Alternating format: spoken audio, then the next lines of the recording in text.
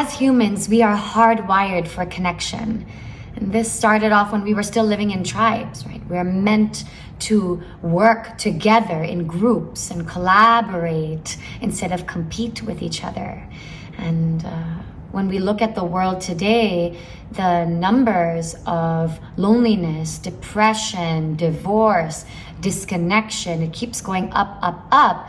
And the reason for that is because we have started to look at vulnerability as a weakness instead of a strength. And this starts from a very young age, right? When we are being teased at, or someone's pushing our buttons as children, we will do whatever it takes to hide any, to cover up any sign of weakness or fear, sometimes even curiosity. The good news is there is so much science and research today that shows us how vulnerability is the center of healthy and harmonious human connection.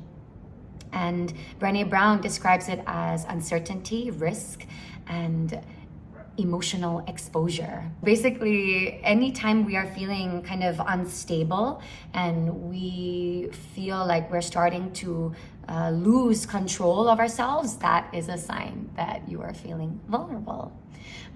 So I am super excited to share with you day 9's practice that is going to allow all of us to dare to be more and more vulnerable in order to experience more deep, meaningful connection, to experience more effective leadership, whether it's at your home or at work, and all in all to come back to your true essence, your true authentic self.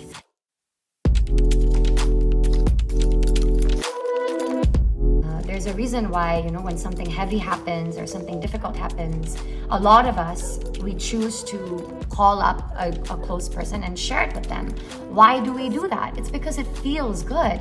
We feel validated. We feel like whatever that we're feeling is not something to be embarrassed about or to shun or to, push down or suppress.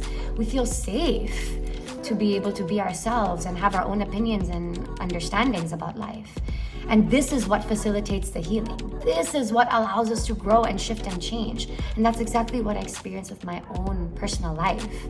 When I look at all of the certification programs, all the spiritual retreats as well, like more than the knowledge and theory that I'm receiving from it, it's more the containers that I'm in, the sharing containers, the ability for me to be able to express, my progress, my mistakes, my successes, my accomplishments.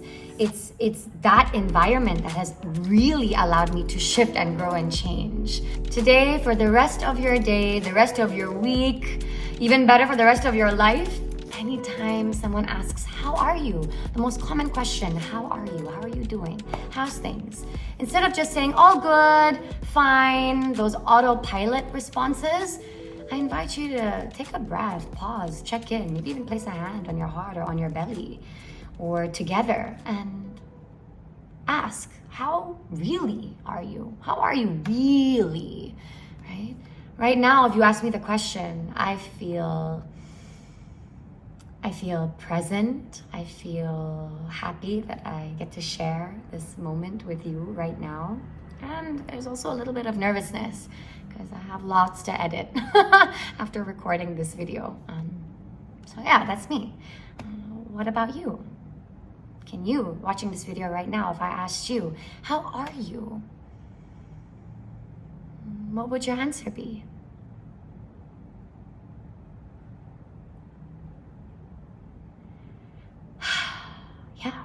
So now, go do it with everyone else. And a couple things might happen. The person that you are speaking to might get a bit awkward because they didn't expect you to actually share how you feel, right? It's something new. A lot of people don't really answer honestly. So if you say like, oh, I'm actually having a really, really tough day, it's really stressful, the opposite person might get a bit taken aback, feel surprised, and energetically you might feel that. So it might cause a little bit of a shutdown, maybe a little bit of a shame or embarrassment. So notice that, acknowledge it, recognize it, and stay in your experience. Remember that however they're responding, that's their reality, okay? It's their response, it's all their responsibility.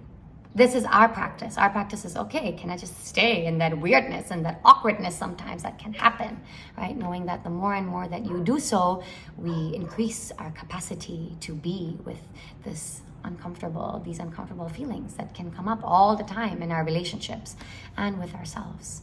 The second part of this practice is you'll be answering some self-inquiry questions, and you will be sharing it with a trusted person, loved one, family member, friend, coach, counselor, therapist. The reason why we're doing this, as I mentioned before, is because we learn most and we grow most when we can be seen, fully, truly seen in the presence of another, okay? When we allow all of these very intimate parts of us to be revealed to another.